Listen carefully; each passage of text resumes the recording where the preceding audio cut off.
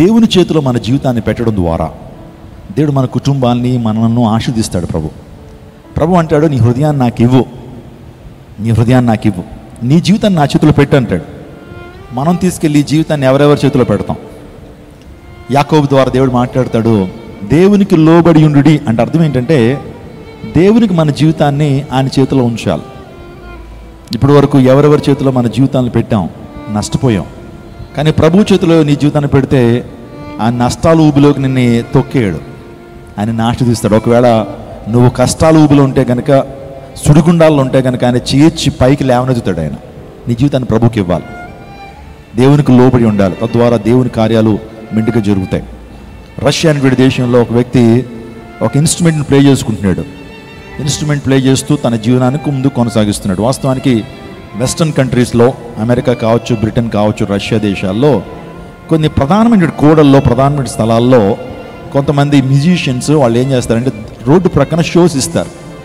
అంటే రోడ్డు ప్రక్కన వారు ప్లే చేస్తూ వెళుతున్నటువంటి వారిని ఆకర్షిస్తూ వారు ధనాన్ని గడిస్తుంటారు, అంటే ధనాన్ని సంపాదిస్తుంటారు. రష్యాలో ఒక పియానో ప్లేయర్ రోడ్డు ప్రక్క నుండి పియానో ప్లే చేసుకుంటున్నాడు. ప్రతిరోజు కూడా ప్లే చేస్తున్నప్పుడు అంతగా పెద్దగా దిగుబడి రాబడి రావట్లేదు. అంటే అంత సరిగ్గా ప్లే చేయలేడు, తన యొక్క స్కిల్గా ప్లే చేయలేడు అనమాట. ఏదో ప్లే చేస్తాడు అంతేగాని అంతగా ప్రజలను ఇంప్రెస్ చేయలేకపోతున్నాడు. సో తన జీవితం ఎక్కడ వేసిన గొంగళి అక్కడలాగా ఉంది, గొర్రెకి బెత్తుడు తోక అన్నట్టుగానే తన జీవితం ఉంది. ఒకరోజు ఆ మార్గం గుండా ఒక ప్రొఫెషనల్ పియానిస్ట్ వెళ్తున్నాడట. చూసి అతని ప్లేయింగ్కి నవ్వుకున్నాడు.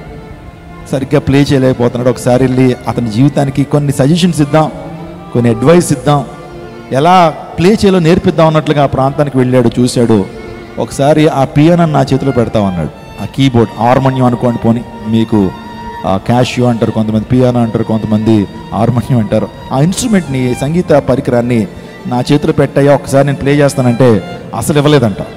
అయ్యి బాబాయ్, నాది అసలు ఇవ్వనండి, ఎవరికి ఇవ్వనండి అన్నాడట. లేదు బాబు, ఒకసారి ఇవ్వి, దాన్ని ఎలా ప్లే చేయాలో చెప్తాను నేను, నువ్వు సరిగ్గా ప్లే చేయలేకపోతున్నావు, అందరూ బట్టి నీకు సరైనటువంటి డబ్బు రావట్లా, నువ్వు ఆశీర్దించబడట్లేదు, ఒకసారి నాకు ఇవ్వన్నప్పుడు కాసేపటికి ఒక 10 నిమిషాలు 15 నిమిషాల తర్వాత ఇబ్బందికరంగానే ఆ యొక్క సంగీత పరికరాన్ని ఆ వ్యక్తి చేతిలో పెట్టాడంట. పెట్టినప్పుడు ఆ వ్యక్తి ప్లే చేస్తాడండి. ప్లే చేస్తుంటే చాలా ఆశీర్వాదకరంగా, చాలా శ్రావ్యంగా ప్లే చేస్తున్నాడు, సప్త స్వరాలు పలికిస్తున్నాడు. నిజంగా అందులో ఉన్నటువంటి ఆ డెప్త్ అంతా బయటకు తీసుకొస్తున్నాడు. ఎందుకంటే అతను ప్రొఫెషనల్ కదా, అతను చాలా ప్రావీణ్యం కలిగినటువంటి వాడు కాబట్టి అద్భుతంగా ప్లే చేస్తున్నప్పుడు మనుషులందరూ కూడా వచ్చారు ఆ ప్రాంతానికి. ఎంత అద్భుతమైన సంగీతం చూడండి. సంగీతానికి రాళ్ళు కూడా ఏమవుతాయట, కరుగుతాయట. అందరూ పెట్టి సంగీతం, మంచి సంగీతానికి అందరూ ప్రతిస్పందిస్తారు. చిన్నపిల్లోడు కూడా చూడండి, అప్పుడే పుట్టినోడు కూడా సంగీతానికి, ఇది ఎవరికి స్పందించినా స్పందించిపోయినా మ్యూజిక్ స్పందిస్తాడు. మ్యూజిక్లో ఉన్నటువంటి పవర్ అలాంటిది, మ్యూజిక్లో ఉన్నటువంటి ఆ మ్యాజిక్ అలాంటిది. ఎప్పుడైతే ప్లే చేస్తున్నాడో చుట్టుపక్కల వాళ్ళందరూ వచ్చి ఆ సంగీత పరికరం నుంచి వస్తున్న ఆ సంగీతాన్ని వింటున్నారు. వింటూ వాళ్ళందరూ కూడా చాలా హృదయాన్ని తేలికైపోతూ ఉంది. చూడండి, దేవుని సన్నిధిలో మీరు ఆరాధన చేస్తున్నప్పుడు మా హృదయాలు తేలిక అవుతున్నాయి, దేవుని ప్రశాంతతను అనుభవిస్తున్నాం కదండి. అలాగే వారందరూ కూడా చక్కగా సంగీతాన్ని వింటూ ఆస్వాదిస్తున్నారు, ఆనందిస్తున్నారు. మరి ఆనందించినప్పుడు ఏం చేస్తారు? మరి ముందు ఒక బెడ్షీట్ వేశారు, అక్కడ డబ్బులు ఏమన్నట్లుగా అక్కడ పెట్టారు.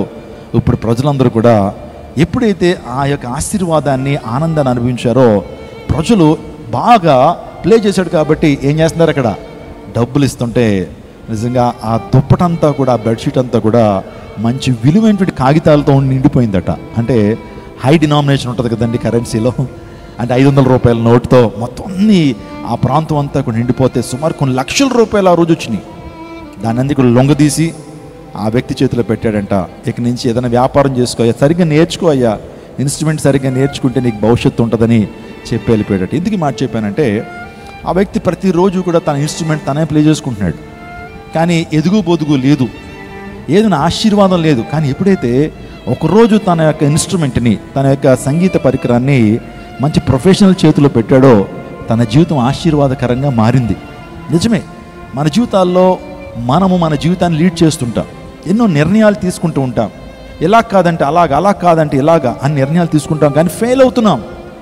మన జీవితంలో సక్సెస్ లేదు, మన జీవితంలో విజయం లేదు, ఫెయిల్యూర్సే మన జీవితంలో ఉన్నాయి. ఎందుకో తెలుసా? మన జీవితాన్ని మనమే జీవించాలనుకుంటున్నాం, మన జీవితాన్ని మనమే నడిపించుకోవాలనుకుంటున్నాం. మన జ్ఞానంతోనే జీవితాన్ని నడిపించాలనుకుంటున్నాం. కానీ ఎప్పుడైతే నువ్వు మారి, నా జ్ఞానం కాదు, నా యుక్తి కాదు, నా బలము కాదు, నా శక్తి కాదు, నా తెలివితేటలు కాదు అని కాకుండా ప్రభు చేతిలో నీ జీవితాన్ని పెడితే, ప్రభువా నేను జీవించేది నేను కాదు, నువ్వే నా జీవితంలో జీవించాలి, నన్ను నడిపించేటువంటి వాడు నీవై ఉండాలని ప్రభువుకి మన జీవితాన్ని సమర్పిస్తే, when we submit our lifes to Jesus, యేసుకు మన జీవితాన్ని సమర్పిస్తే ప్రభు మన జీవితాన్ని ఆశీర్వదిస్తాడు. మన జీవితంలో గొప్ప ఫలవంతమైనటువంటి జీవితాన్ని మనం జీవిస్తూ ఉంటాం.